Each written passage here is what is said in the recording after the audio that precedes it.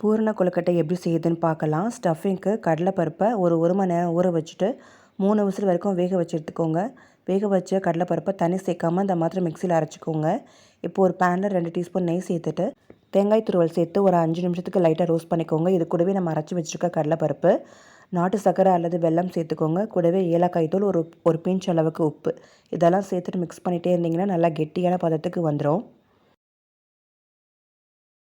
இப்போ கொழுக்கட்டையோட மேல் மாவு செய்கிறதுக்கு வறுத்த அரிசி மாவு சேர்த்துக்கோங்க. இது கூடவே கொஞ்சமாக உப்பு, 2 டீஸ்பூன் அளவுக்கு நெய், நல்லா கொதிக்கிற சுடு தண்ணி சேர்த்துட்டு நல்லா மிக்ஸ் பண்ணிகிட்டே இருங்க.